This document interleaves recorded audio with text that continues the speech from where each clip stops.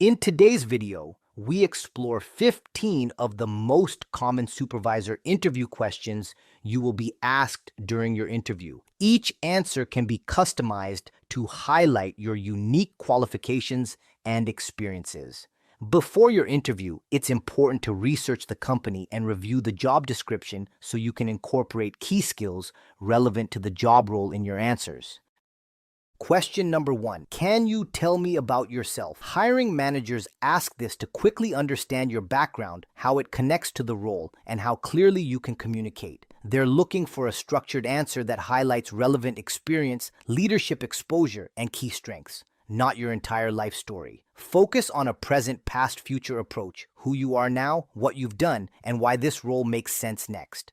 I'm currently working in a role where I've developed strong experience in team coordination, customer service, and handling day-to-day operations in a fast-paced environment. Over time, I naturally started taking on more responsibility, such as supporting new team members, helping resolve issues on the floor, and stepping in when leadership wasn't available. That experience helped me build confidence in guiding others and making decisions under pressure. Before that, I worked in positions where communication, problem solving, and staying organized were key, which really shaped my work ethic and how I approach challenges. I've always been someone who takes initiative and looks for ways to improve how things are done, whether that's streamlining a process or helping a teammate succeed. Now, I'm looking to step into a supervisor role where I can contribute on a larger level, support a team more directly, and continue growing as a leader while helping the business meet its goals.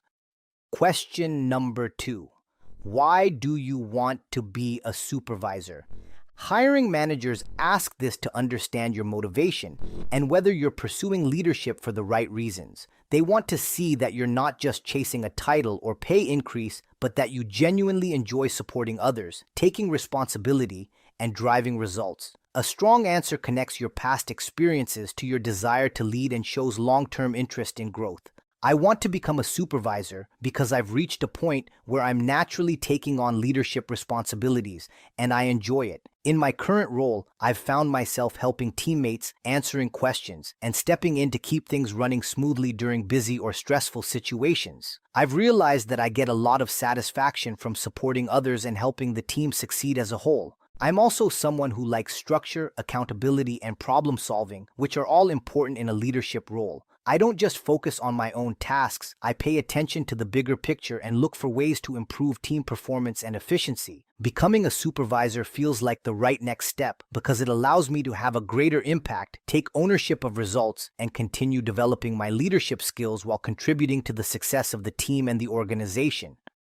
Question number 3. What is your leadership style?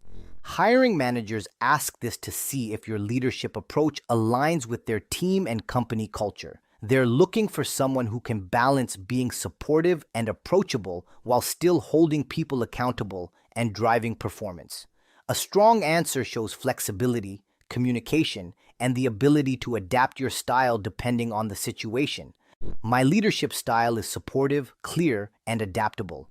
I believe in setting clear expectations from the start so everyone understands their role and what success looks like, but I also make sure my team feels comfortable coming to me with questions or concerns. I try to create an environment where people feel respected and motivated to do their best work. At the same time, I understand the importance of accountability. If something isn't meeting expectations, I address it directly but in a constructive way, focusing on solutions and improvement rather than blame. I also adjust my approach depending on the individual. Some team members need more guidance, while others prefer more independence. Overall, I aim to lead by example, stay consistent, and build trust with my team so we can work efficiently and maintain a positive, productive environment. Question number 4. How would your team describe your management style? Hiring managers ask this to gauge your self-awareness and how you're perceived by others. They want to see that you understand your impact as a leader and that your style creates a positive, productive work environment. A strong answer includes specific traits and examples that show consistency and trust within your team. I believe my team would describe my management style as approachable, fair, and dependable. I make it a priority to be someone they can come to, whether it's for support, guidance, or to raise a concern. I listen carefully and take their input seriously, which helps build trust and keeps communication open. At the same time, I'm clear about expectations and consistent in how I apply them. My team knows what's expected and that I'll follow through, which creates a sense of stability and accountability. I also try to recognize good work and give credit where it's due because I know that motivation plays a big role in performance. Overall, I think they would say I create a balanced environment where people feel supported but also understand the importance of meeting goals and maintaining high standards. Question number 5. What makes you a good supervisor? Hiring managers ask this to understand your core strengths and how they translate into leadership effectiveness. They want to see a mix of soft skills like communication and empathy, along with accountability and decision-making. A strong answer highlights real behaviors, not just traits, and shows how you positively impact team performance. What makes me a good supervisor is my ability to balance people management with results. I focus on clear communication so my team always knows what's expected, and I make sure to stay approachable so they feel comfortable coming to me with questions or concerns. That combination helps prevent small issues from turning into bigger problems. I'm also very consistent and fair in how I manage. I hold everyone, including myself, to the same standards, which builds trust and respect within the team. At the same time, I understand that each person works differently, so I adjust my approach to get the best out of each individual. Another strength is my ability to stay calm under pressure and make decisions when needed. Whether it's resolving an issue or keeping the team focused during busy periods, I stay solution-oriented and focused on keeping operations running smoothly while supporting my team. Question number 6. What experience do you have as a supervisor?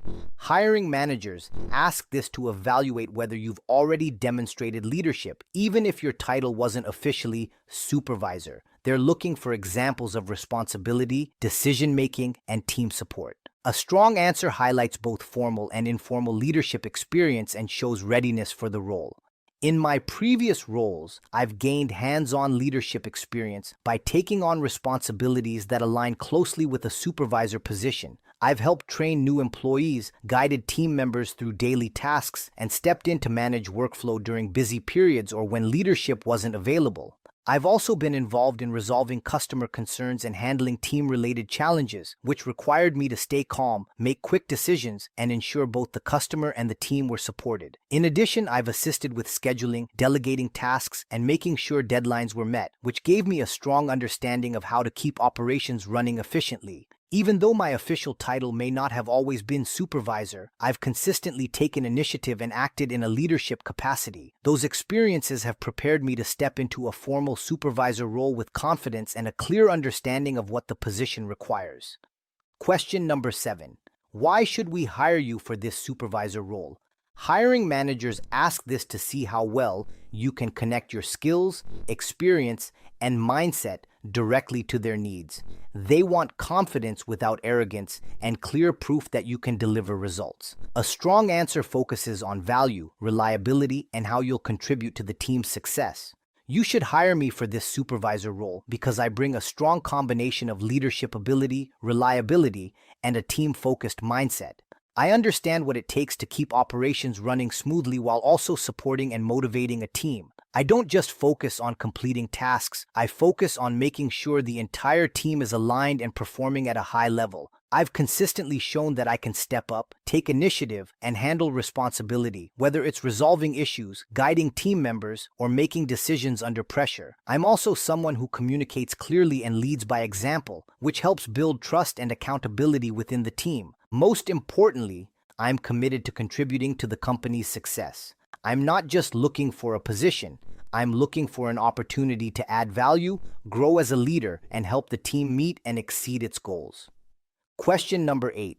How do you motivate your team? Hiring managers ask this to understand how you keep employees engaged, productive, and positive, especially during challenging times. They're looking for practical strategies, not generic answers, and want to see that you understand different personalities and motivations. A strong answer includes recognition, communication, and leading by example. I motivate my team by creating an environment where people feel valued, supported, and clear on what they're working toward. One of the first things I focus on is setting clear expectations and goals so everyone understands how their work contributes to the bigger picture. When people see the impact of what they're doing, it naturally increases motivation. I also make an effort to recognize good work, whether it's through simple acknowledgement, positive feedback, or highlighting achievements in front of the team. That kind of recognition goes a long way in keeping morale high. At the same time, I stay engaged with my team by checking in regularly, offering support, and helping remove any obstacles that might slow them down. I also lead by example. I stay positive, work hard, and remain consistent, which encourages the team to do the same. Overall, I focus on building a motivated, accountable, and supportive team culture. Question number 9. How do you handle conflict between team members? Hiring managers ask this to assess your ability to manage difficult situations and maintain a positive team environment. They want to see that you can stay neutral, address issues professionally, and find solutions without escalating the situation. A strong answer shows structure, fairness, and a focus on resolution. When handling conflict between team members, my first priority is to address the situation early before it affects the team's performance or morale. I start by speaking with each person individually to understand their perspective without interruption, which helps me get a clear and unbiased view of the situation. Once I have that understanding, I bring both individuals together and guide a respectful conversation focused on resolving the issue, not assigning blame. I encourage open communication while making sure the discussion stays professional and solution-focused. My goal is to help them find common ground and agree on how to move forward. If needed, I set clear expectations and follow up to ensure the issue has been resolved. I also use these situations as learning opportunities to reinforce teamwork and communication. Overall, I focus on maintaining a respectful environment where conflicts are handled quickly, fairly, and constructively. Question number 10. How do you deal with a difficult employee? Hiring managers ask this to see how you handle challenging personalities without creating more conflict. They're looking for professionalism, emotional control, and a solution-focused mindset.